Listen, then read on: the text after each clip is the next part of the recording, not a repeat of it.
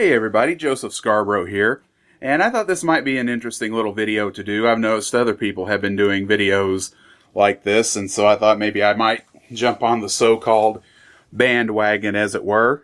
But this is the first camera that I ever used, a JVC Super VHS camcorder. I got this as a Christmas present in 2004, and at that time, even though it's an old clunker now, at that time this was considered top of the line as far as consumer video cameras are concerned. At least I think so. I don't really know. I was never really an expert on that sort of thing. Anyway, I dug this out for a specific reason because I am actually going to be using this as part of a project that I'm working on. And I will elaborate on that a little bit more after a while. But as you can see, it does still work. Sort of. As you notice, I have it hooked up to a charger here because as old as this thing is, it has no battery life anymore whatsoever. As a matter of fact, just prior to shooting this, I charged this battery twice. And this thing still will not operate just on battery power. But as I said, it does still work. It does still work. But, yeah. Still works. In the beginning, this was mainly for things, like home movies and family events and things like that. But years later, on nothing more than just a little impulse and a little imagination, this is what I used for my early attempts at producing YouTube videos. The first thing I ever shot with this was Moron League later in 2007.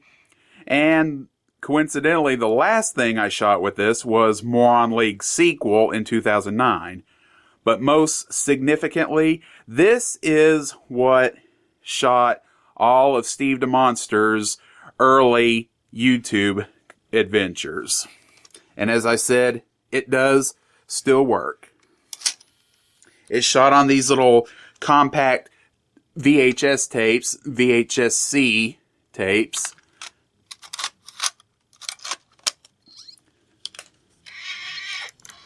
And just to give you an idea,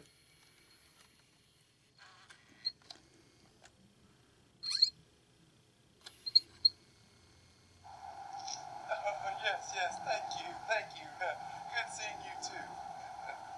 Oh, hello there. I see you made it to my comeback.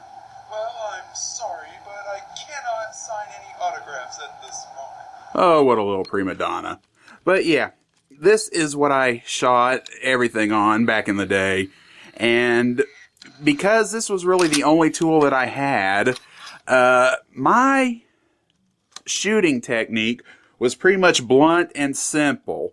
I really had no way of editing at the time because even then, in like 2007, 2008, 2009, Movie Maker was just not an ideal program. And it gave me a lot of problems, so I really could not edit. And everything that I did when I shot with this camera, basically I just had to do everything in sequence, in order, if I'm, shooting multiple shots in multiple locations, because again, I couldn't really edit anything, and all mistakes had to be kept to a minimum.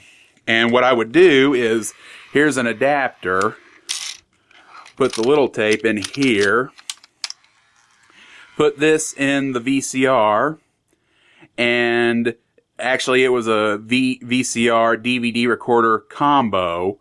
And what I would do is I would dub or transfer the footage from the tapes onto recordable DVD discs, DVD plus RW, and then I would rip that on my computer and then upload it to YouTube. And again, that's why practically all of my earlier YouTube content is pretty straightforward, pretty minimal, and pretty simplistic, because again, there just wasn't a whole lot I could do. But again, this camera at the time, it was, it served its purpose. It served its purpose. It did have a few things, little bells and whistles that it could do. You know, you just saw the light a minute ago. Here's this button. This is the Digifect button. And basically what that did was, as you were recording, it would put filters on the video that were pretty much just like standard movie maker visual effects. It could put different filters like blue filter, red filter, monochrome, sepia tone, things like that. Another interesting feature that it had was this right here. And what this was, as you can see, fade, wipe. What that did was whenever you would start or stop a recording, it would fade up from black and fade out to black. I really didn't use it that much, if hardly at all. I didn't really like it because you'll also notice counter right there. And basically that's because the fade would basically be like the counter from starting or stopping a recording. And I always found that it took too long for my liking. Like, it would be like maybe a 3 to 5 second fade in, a 3 to 5 second fade out. It was just too long, and I didn't like that, so I seldom used it. But the most beneficial thing about this camera for me was, as you can see, it has this flip screen here. And whenever I would shoot things with Steve on this camera, as you can see, you can turn this around. And this is basically what I would use for a makeshift monitor to see what I'm doing. Unfortunately, the problem with this is that when you flip the screen over like this, it flips the image, so it becomes a mirror image. It doesn't give you the exact image that you would be seeing on the footage as it should be displayed. Again, it would flip the image in a mirror image, which kind of cheats a little bit. But again, this is how I would, just like this camera that I'm using now, this HD Handycam, that's how I would see what I was doing as far as puppeteering goes. Because again, I didn't have my own actual monitor to work with. But as I said, I've dug this out because I'm actually going to be using this for part of a project that I'm working on right now. Of course, I'm not going to give too much information away because, I don't want to give anyone spoiler alerts or anything. But let's just say that Steve is going to be spoofing a popular old TV show that obviously was shot on tape. And yeah, I know in this day and age, in the digital era, you're probably thinking, well, you could just do some, things in post and, emulate the look of videotape, because that's what I've been doing in a lot of my more recent videos. As you've noticed, like with the drug PSA, I try to emulate the look of old 35mm film. But in this case, you guys know me. If I want to get as much authenticity as I can, then that's what I'm going to go with. And, yeah, I know it's a little more complicated, but, I'm just doing this, as I said, just for a little more authenticity rather than, doing some post-digital fix-ups, So, anyway, as I said, I'm going to be using this pretty soon.